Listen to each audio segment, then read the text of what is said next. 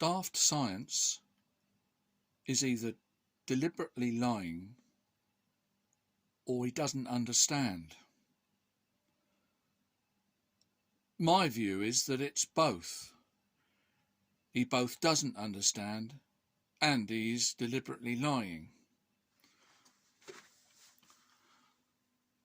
The tube is just kissing the bottom of the king's ring.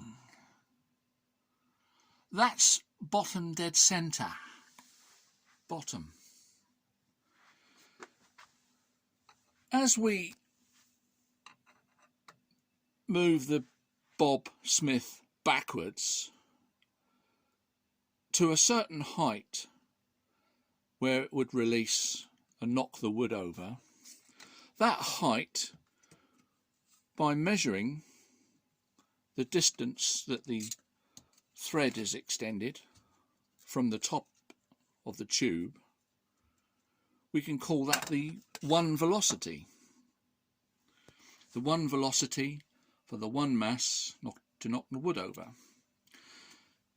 And then it's a case of when we put the half mass on and we raise the Bob Smith further in height, we can measure that height by extending the thread up, kissing the king's ring again, and then that will give us the height that we've raised the mass. The one mass showed a height of 6 millimeters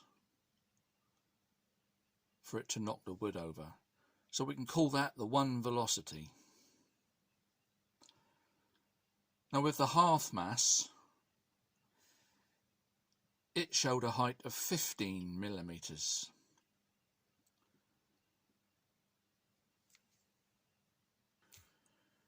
"15 millimeters is 2.5 times the 6.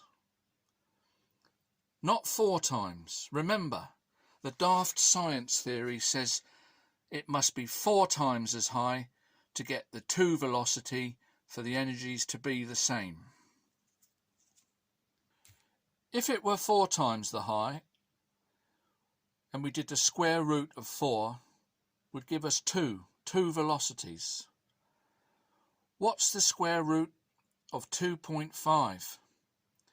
The square root of 2.5 is 1.5. The velocity was 1.5 times the one mass velocity. Not 2 times, 1.5. And I dare say this experiment was not set out to get an accurate reading on this. It was just to show the difference, that we didn't need 4 times the height for the half mass to knock the wood over. But actually we get 1.5. Not quite the 1.4, but I dare say with more accurate measuring, I would be able to get 1.4. So Gary, you're very wrong to say this is all rubbish. It doesn't give me the kinetic energy answer. It does again. Very close to your dreaded 1.4. It's certainly a lot closer to the 1.4 kinetic energy than the 2 velocity of your daft momentum theory. Right? That's the first lie that you need to apologise for. The second thing is you say, what am I talking about? The mass and velocity are the same in both cases. Well, of course they're not. The one mass going 1 velocity, and I've got the half mass going not 2 velocity, but only 1.5.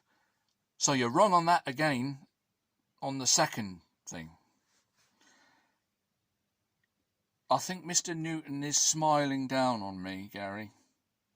He's saying, well done, Ian. Ignore that lunatic across the pond, because he's doing science no favours whatsoever.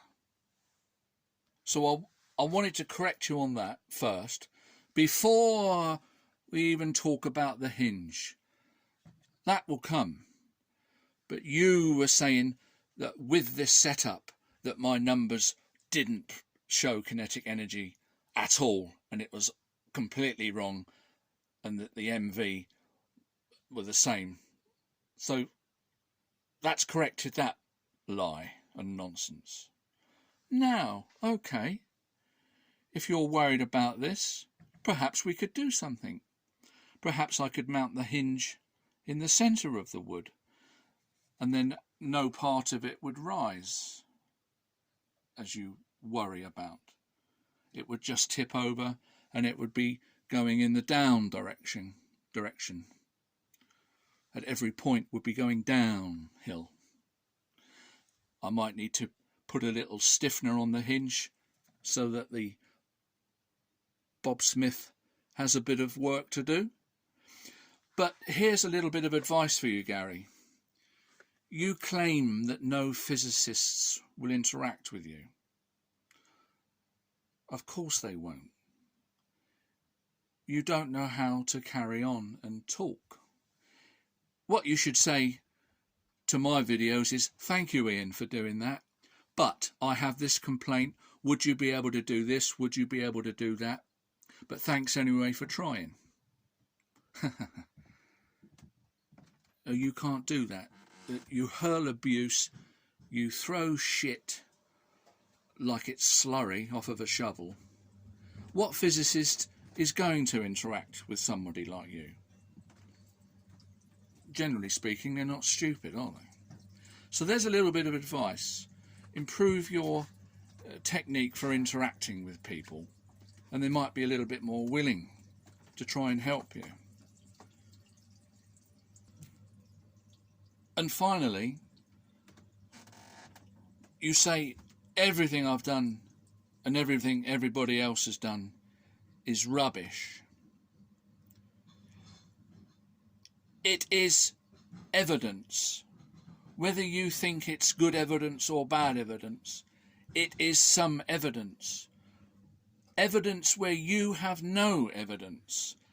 You have never been right on anything. You have never been right on anything. The thing you claimed to be right was measuring the heights, what you pointed out. I was wrong about that, but so were you. It's not the bottom of the pendulum, it should be measured from the centre of mass. So you weren't even right about that. And there's not a single thing where you've shown anything that's right. Whereas between me and the other Brozosians, we've shown multitude of things that are right. You have no evidence for what you're saying. And as I'm speaking, dear Newton, dear Galileo, they're smiling down on me, and they are smirking at you. They're not in your camp, Gary. You're anti-science. Very much anti-science. If you weren't, you would be encouraging these experiments, because science needs to have its theories vindicated and proved. You would be itching for people to do these experiments, whether you complained about them or not, but you would be saying, great, thanks guys, I've got to prove or disprove. You don't want these experiments because you have to ignore them now, because they're amassing such a weight upon you. You must be sensing that there's something going on here, that I'm losing this. And therefore you don't want to encourage it, because you are fighting a losing battle. There's a pile of evidence on top of your head, and you cannot and will not accept it, because you cannot be seen to lose. Whether you could be seen to lose to Walter Lewin or the greatest physicist. If Sir Isaac Newton came back to this earth and showed you, did an experiment and proved you wrong, you would not accept it. You could not accept it, because What's driving you is not the love of science and understanding nature. It's your hatred for humanity, and actually your self-hatred, your self-loathing that's driving you. It's very sad.